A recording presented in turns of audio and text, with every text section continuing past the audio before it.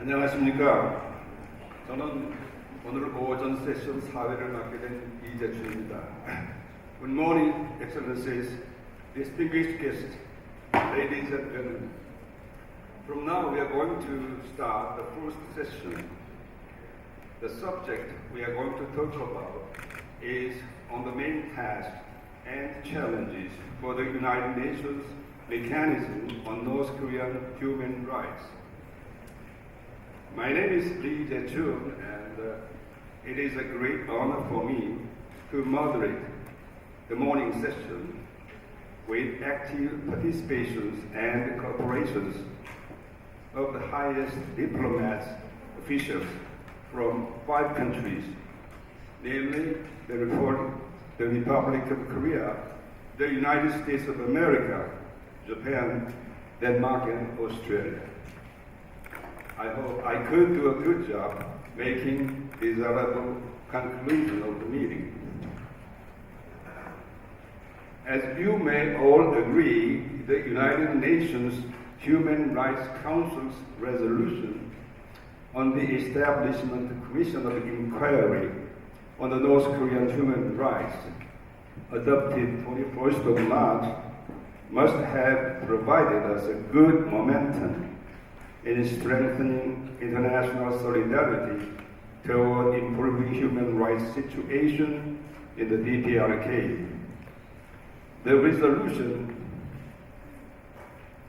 encourages not only regional intergovernmental organizations, but also non-governmental organizations to develop regular dialogue and cooperation with the COI.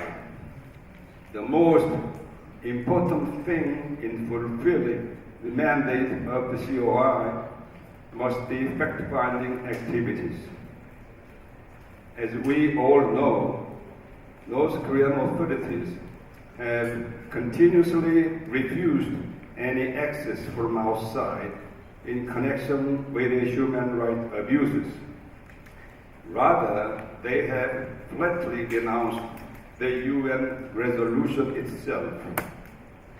Nowadays, there are more than 25,000 defectors and refugees from North Korea in Seoul.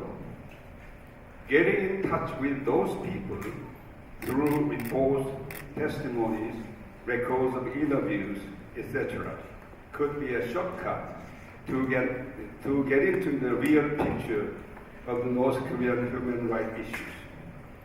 In this sense, I think today's conference must have been well chosen in terms of the timing and the venue. Now, I would like to introduce the keynote speakers.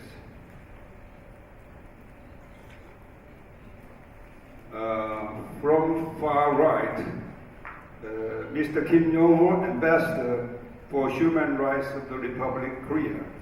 He concurrently works as the professor of the political science and diplomacy at the Sungshin Women's University.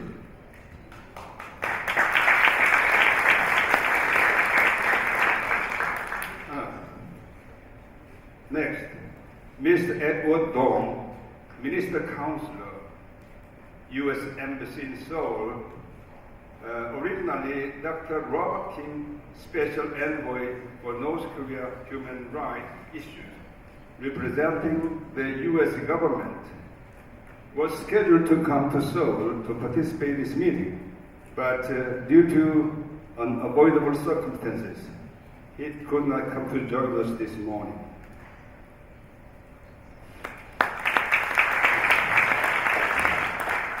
And on my left, Mr. Jun Shimi, Ambassador in charge of the UN Affairs of Japan. I must add he was one of the 2 sponsors of the COI resolution.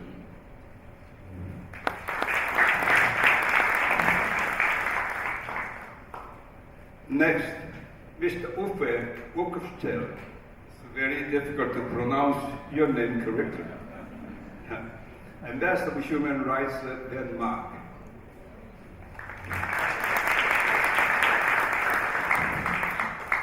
lastly, Mr. Bill Patterson, Ambassador of Australia, currently accredited to the Republic of Korea.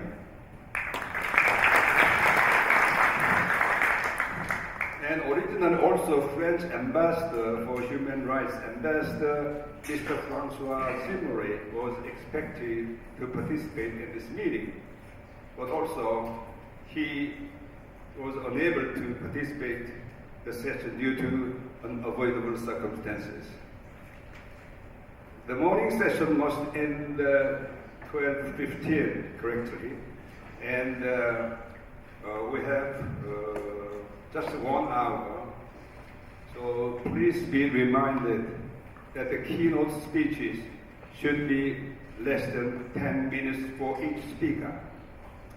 At the end of the speeches, the Q&A session will be followed. The session will be for just only media.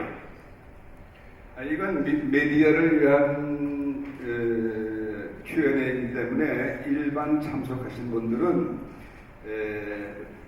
퀘스천이 있으신 분은 미리 서면으로 질의를 전해주시면 감사하겠습니다. Let's start. Minister, don't please pause.